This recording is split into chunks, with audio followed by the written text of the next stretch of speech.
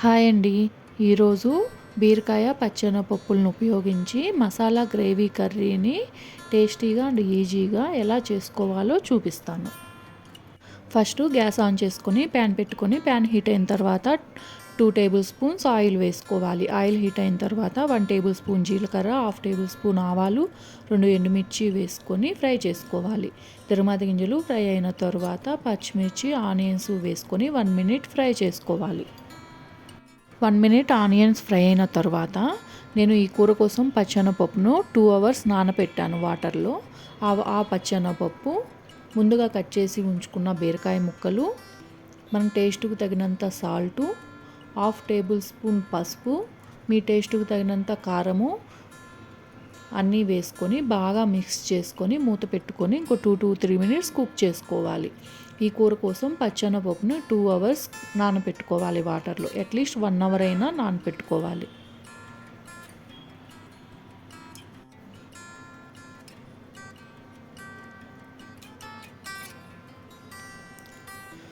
Next ఒక పెద్ద size టమోటాను చిన్న చిన్న పీసెస్గా కట్ చేసుకొని వేసుకోవాలి.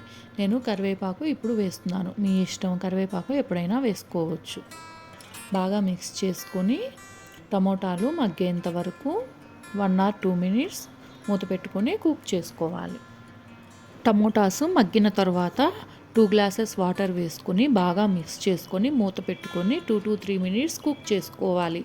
వాటర్ మీ చాయిస్, గ్రేవీకి తగినన్ని వేసుకోండి. థిక్గా కావాలంటే కొంచెం తక్కువ వేసుకోండి, లూజ్గా కావాలంటే కొన్ని ఎక్కువ వేసుకోండి. మీకు తగినన్ని, మీ గ్రేవీకి తగ్గట్టు వాటర్ వేసుకొని బాగా మిక్స్ చేసుకోవాలి.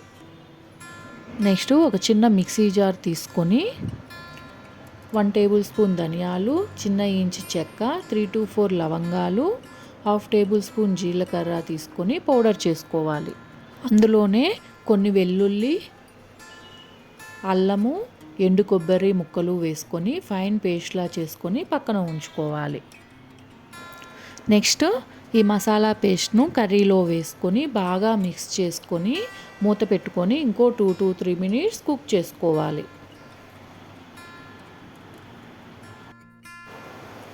ఈ వీడియో మీకు నచ్చినట్లయితే దయచేసి లైక్ చేయండి, షేర్ చేయండి, సబ్స్క్రైబ్ చేసుకోండి. ఇలాంటి మంచి మంచి వీడియోస్ను అప్లోడ్ చేస్తాను. ఫైనల్గా ఒకసారి ఉప్పు కారం టేస్ట్ చూసుకొని సరిపోతే యాడ్ చేసుకోండి. ఈ కర్రీని అన్నం, చపాతీ, దోశతో తింటే చాలా బాగుంటుంది.